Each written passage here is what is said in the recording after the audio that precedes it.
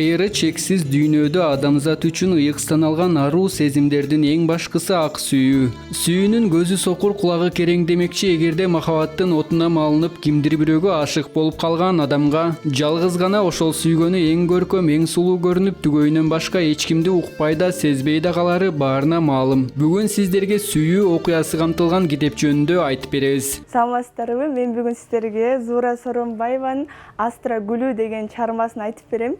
Бул китепти окуп алып, мен аябай ыйлагам да. Негизичи азырга чейин окуйм ушул китептин онлайн форматындагы. Эмнеден ыйладым десең, менде бир ой келген да. Неге сүйүшкөндөр чогуу болбойт депчи. Себеп дегенде Сулайман менен Гүлкан аябай бири-бирин жакшы көрүшчү да. Анан бирок тагдырдын жазмышы башка. Гүлкан окуусу атасын өлүп калды дешип, айылга чакыртышып, анан Сапар деген бала алып качып кеткен. Бирок Сапар дагы аябай ал жөнөкөй балдардан эмес болчу, билимдүү, илимдүү, агрономияны бүткөн мыкты улдардан болчу.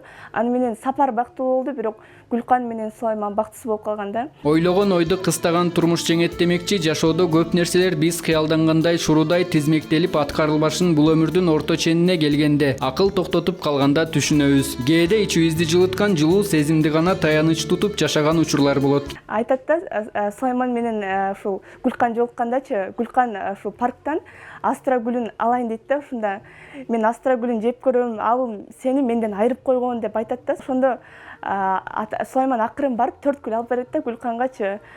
Гүлүм, сен жалгыз эмессиң да, бул экөө уулуң, бирөө Сапар, ал эми бирөөсү сен, ал эми 5-чи гүл болсом, бул артып калган гүл мен болом.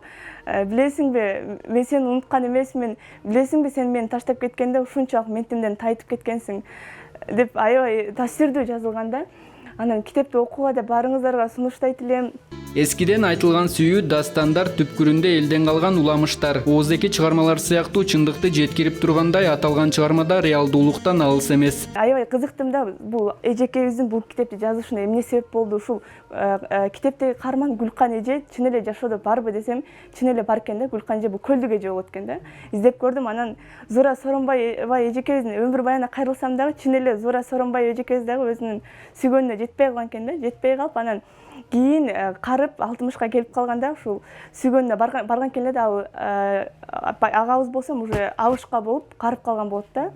Ошондон аябай таасирленгем, ыйлагам. Бул китепти азыр деле эң жакшы көргөн китептеримдин бири десем жаңылышпайм. Окурманыбыз аталган китептен сүйүүнү барктоого, кадырлоого, ага өзгөчө маани берүүгө үйрөнгөнүн айтат. Чыгармачы азыр сүйүүнү бардык эле оюнчук катары көрүшөт, бирок көп айтышат сүйүү бул чыгармаларда жана кинолордо гана болот деп.